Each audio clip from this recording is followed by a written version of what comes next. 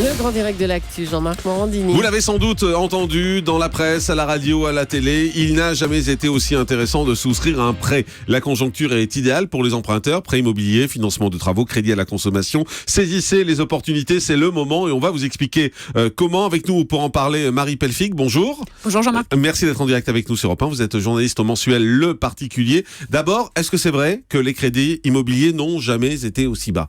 Ah oui, c'est vrai, les crédits immobiliers n'ont jamais, les crédits en général n'ont jamais été aussi bas, tout simplement parce qu'il y a très peu d'inflation depuis très longtemps, et comme la conjoncture économique en Europe est très très très mauvaise, forcément la Banque centrale a baissé tous ses taux directeurs de façon à relancer l'économie.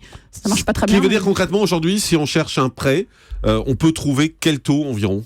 Ça dépend du type du prêt que vous recherchez, mais ce qu'il faut garder en mémoire à peu près, pour un moyenne, c'est un crédit immobilier, c'est 2% sur 20 ans. 2% sur 20 ans. Ah oui, c'est vraiment rien du tout. Absolument, non, c'est rien du tout, c'est vraiment rien. Alors après, évidemment, modulo, si vous avez un excellent dossier, que vous empruntez à 2, que vous empruntez peu d'argent, vous aurez moins. Si jamais vous êtes en CDD, intérim, vous empruntez beaucoup, évidemment, vous n'aurez pas 2%. Il faut rajouter à ça un certain nombre de frais. Donc ça, c'est du taux nominal, c'est le taux que vous annonce la banque. Mais quelle est la meilleure façon de trouver un bon crédit ?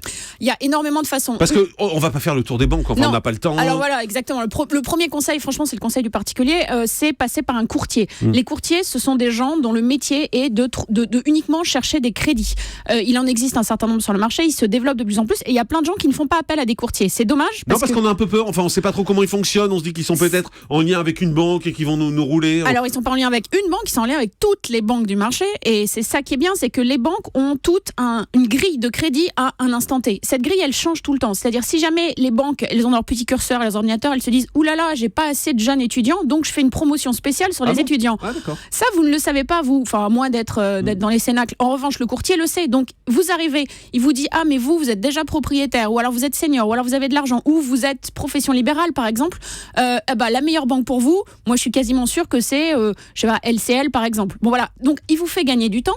Et surtout, il vous montre votre dossier. Et surtout, le courtier en crédit immobilier, il ne fait que ça. Votre banquier, il peut faire de l'assurance vie, il peut faire du crédit épargne logement, il peut faire de la bourse. Il est censé tout faire. Alors, on le choisit où, son courtier ?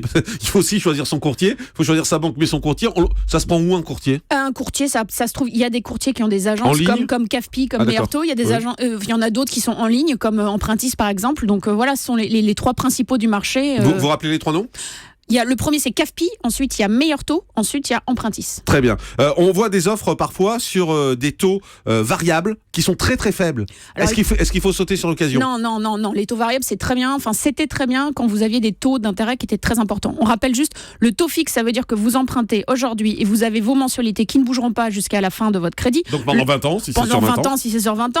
Le taux variable, en fait, il dépend. Alors, il peut varier tous les 3 mois, tous les 6 mois, chaque année. Bon, l'intérêt d'avoir un taux variable, c'est que en général, les taux variables sont, c'est pas en général, tout le temps quasiment, sont inférieurs au taux fixe. Oui. C'est intéressant quand le différentiel de taux est au moins un point. Là, on est à 0,3 de différence. Et surtout, c'est intéressant quand vous avez des taux qui sont hauts, qui ont toutes les chances de baisser. Là, les taux sont historiquement bas. Donc, ils ont toutes les chances d'augmenter. En tout cas, dans 10 ans, il y a des chances qu'on soit au-delà de ces... j'espère. Sinon, ça voudrait dire que la situation économique sera encore pire. Donc, c'est difficile. Donc, pas de taux variable. Jamais, non, pas de taux variable. Alors qu'il est à taux fixe, on passe par un courtier. Oui. Si on a fait un crédit il y a 10 ans, avec un taux qui est plus élevé, qu'est-ce qu'on fait ? Ça vaut peut-être le coup de se poser la question de renégocier ou ne pas renégocier, en fait. On dit toujours qu'un crédit, il faut le renégocier dans les 2-3 premières années. C'est pas forcément vrai, il faut faire des simulations. En fait, s'il vous reste un gros reliquat à rembourser, si votre crédit, le reste à rembourser plus de 300 000 €, si jamais vous avez emprunté sur une durée très longue, parce qu'il y a quelques années, il y avait des crédits sur 25, 26, 27 ans. Tout ça fait que peut-être, puis ça dépend aussi du taux de crédit et de votre situation financière et économique maintenant. Mais est-ce qu'il y a une façon d'avoir une estimation, que quelqu'un nous dise si c'est intéressant ou pas de renégocier son crédit ? Vous allez vraiment croire que je suis vendu au courtier, mais franchement, vous allez voir un courtier. Non, mais vous allez voir un courtier. On y va avec ses crédits, on lui dit voilà ce que j'ai. Exactement. Est-ce que c'est intéressant de renégocier ? Et en fait, lui, il vous fait une simulation, il regarde et il va vous dire voilà, moi maintenant, vous allez économiser ça sur votre crédit. En revanche, il ne faut pas oublier que si vous renégociez votre crédit, ça veut dire resouscrire un nouveau crédit. Donc, il va falloir rembourser l'ancien. Il y a des pénalités de remboursement. Il va falloir éventuellement payer des frais, genre frais de main levée d'hypothèque, si jamais vous avez fait une hypothèque sur votre bien. Donc, en gros, pour que l'opération soit gagnante, il faut que votre gain en intérêt, votre gain financier, soit supérieur au total des coûts. Et ça, il pourra vous le dire. Et puis un petit truc, parce que moi, comme tout le monde, j'ai fait beaucoup de crédits. Et quand on fait des crédits, on s'aperçoit qu'il y a quelque chose qui est très élevé, c'est les frais de dossier. Alors c'est une bêtise, mais on s'aperçoit que souvent les frais de dossier sont élevés. Est-ce qu'il y a un moyen de les faire réduire ? Alors, les frais de dossier, encore une fois, je suis pas du tout pour le crédit, le conseil gratuit. Donc, si jamais vous allez voir un courtier, que vous lui cassez les pieds 25 fois pour monter des dossiers, pour essayer d'avoir des choses, etc., payer des frais de dossier, c'est normal. Les frais de dossier, normalement, c'est 1%. Si jamais vous allez voir un banquier qui vous dit, il appuie sur un bouton, il faut payer 1%, non, c'est pas normal. Et bien sûr, vous pouvez les négocier. Les frais de dossier sur les crédits à la conso, ils sont offerts la plupart du temps. Si jamais ils le sont pas, négociez comme un fou pour vous les faire offrir. C'était très pratique, c'était très concret. Merci beaucoup, Marie Pelfic, d'avoir été avec nous, journaliste au Mensuel Le Particulier, pour toutes ces informations très pratiques. On fait une pause et puis dans un instant, c'est le dernier mot de l'actu. Reste avec nous, c'est Europe 1.